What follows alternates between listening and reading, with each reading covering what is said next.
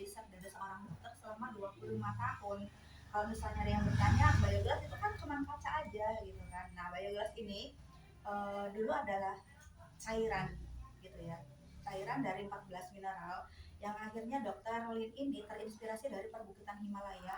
Bagaimana caranya mendapatkan ion negatif dengan mudah gitu. Yang awalnya hanya dipergunakan untuk peternakan dan rumah sakit yang untuk tulang-tulang yang patah, tulang-tulang yang patah gitu. Akhirnya dicetak dengan fusion tinggi ya, sehingga membentuk lempengan kaca seperti ini.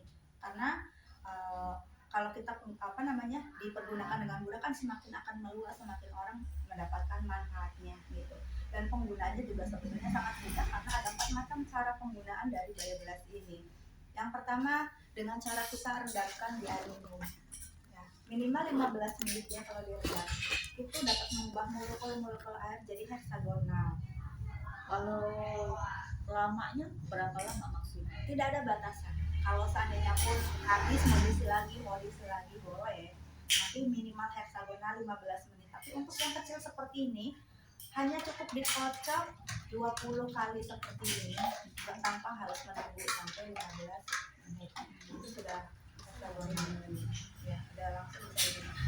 Nah, manfaat dari air heksagonal ini, dia menjaga metabolisme kita, membuang toksin-toksin di dalam tubuh kita, seperti itu, melancarkan peredaran darah, membuat tubuh lebih segar, dan akan mencukupi kadar oksigen di dalam tubuh kita.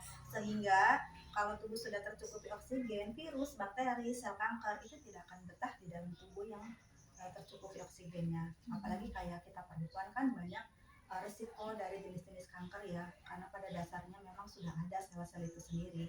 Supaya tidak mudah berkembang, dengan air yang mengandung banyak oksigen ini, menurut dokter pun memang dapat mencegah sel-sel kanker tersebut ya gitu.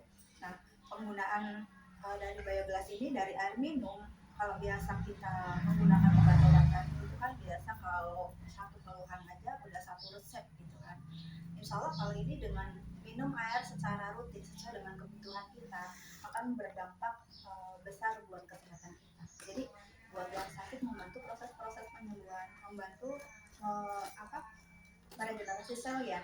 Jadi tubuh kita mampu self healing atau penyembuhan pada diri sendiri.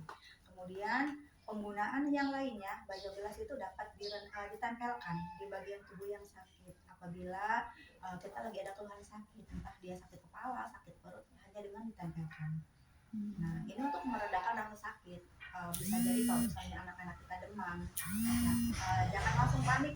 Ya mungkin ditempel nggak langsung adem, tapi tempelkan aja terus menerus. Nanti insya Allah dampaknya lebih cepat turun dan meredakan rasa sakitnya.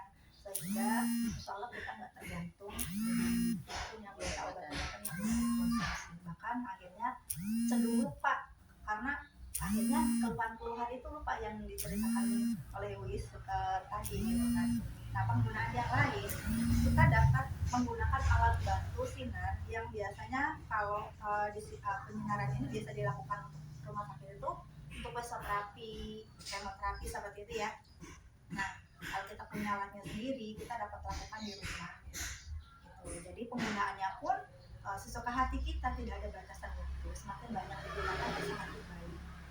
Dan penyinarannya ini radius 5 meter ya, walaupun jauh, kalau misalnya sinarnya ini masih kuat, dia masih berdampak ke tubuh kita. Dan penyinaran ini efektif karena ada penyerapan lebih cepat energi ke tubuh kita.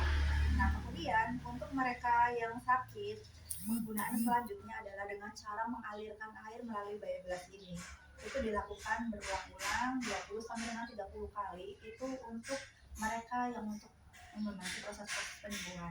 Karena satu kali aliran itu dapat merubah pH. Satu kali lagi aliran pH-nya lebih tinggi lagi kayak gitu.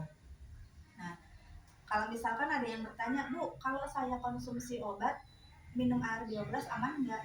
Aman ya, karena biogas ini kan membuat pH tubuh kita jadi bata. Jadi pada saat kita minum obat pun, obat tidak akan rusak karena zat asam di tubuh kita. Karena orang sakit biasanya tubuhnya asam ya.